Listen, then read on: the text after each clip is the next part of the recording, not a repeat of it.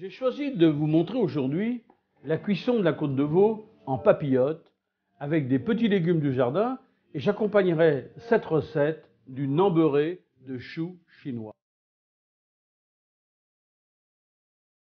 J'ai donc besoin de 2 côtes de veau pour 2 personnes, j'ai besoin d'un oignon, j'ai besoin d'environ 100 grammes de lard, j'ai besoin de 5-6 petits champignons de Paris, champignons de couche, voilà. J'ai besoin d'une feuille de laurier, du thym, de persil, j'ai besoin d'ail que j'ai fait revenir un petit peu pour le faire fondre avant, mais en chemise.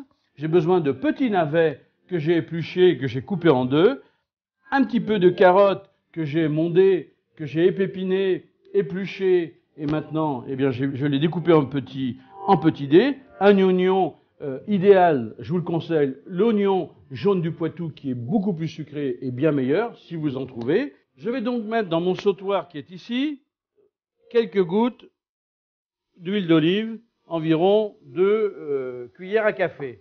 Et dedans, je vais y mettre mes légumes, d'abord les oignons émincés. Voilà.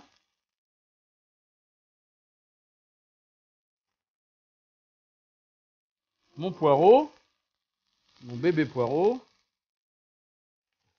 l'ail, et je vais faire glacer les navets et les champignons.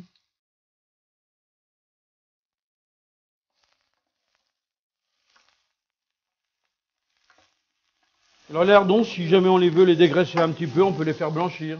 Vous voyez, ils rendront moins de graisse, ils seront raidis, mais ça aura un petit peu moins de goût, mais c'est pas bien important. Voilà. Et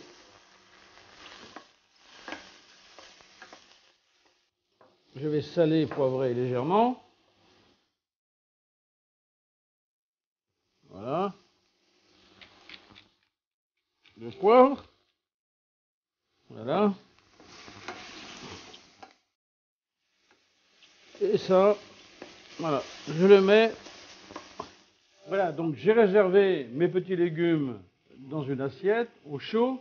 J'en ai gardé un petit peu d'oignon, 2-3 petites choses, le thym, le laurier, un petit peu d'oignon, un petit peu de lardon, etc. Voilà. Et maintenant, je vais donc mettre à cuire directement ma côte de veau. Voilà. Alors, la particularité de la côte de veau, c'est que comme elle est épaisse, on va d'abord la faire dorer sur une face, puis sur l'autre, et ensuite on va la faire cuire en papillote. Une petite feuille de laurier, une petite feuille de thym, enfin un petit brin de thym. Voilà. Là, on va la retourner. Alors, regardez-moi ça, comme elle est belle. Ne cuisez jamais une viande dès qu'elle est sortie du réfrigérateur. Hein, vous la laissez une bonne demi-heure, le temps qu'elle se mette à la température de la pièce. Et maintenant, je vais donc rajouter par-dessus mes petits légumes que j'ai réservés.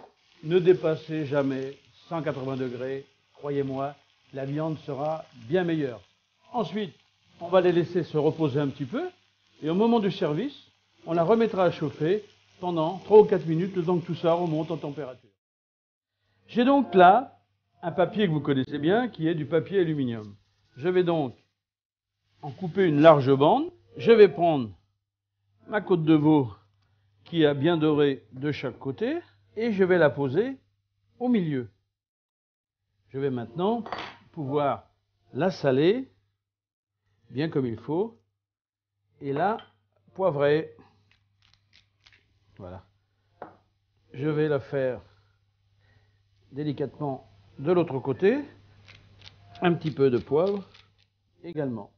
Nous allons tout enfermer à l'intérieur de la papillote. Légumes, viande, tout compris, pour le même prix. Voilà. Regardez comme c'est sympathique, ça. Et l'autre partie, je vais la garder au chaud, et je m'en servirai tout à l'heure au moment du dressage du plat. Je vais mettre une toute petite goutte, un tout petit filet d'huile d'olive. Et là, je vais maintenant fermer la papillote. Voilà. Elle est bien fermée là. Et je vais fermer de façon hermétique. Et je fais pareil de l'autre côté. Je vais maintenant la mettre au four pour maximum 10 minutes vu son poids. Bon, mais voilà. On va la dresser là. Voilà. Regardez comme ça fume. Regardez comme c'est beau.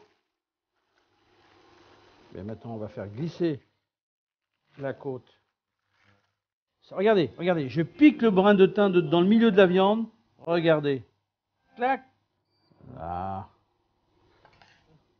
Vous voyez, donc ici, j'ai mon ail.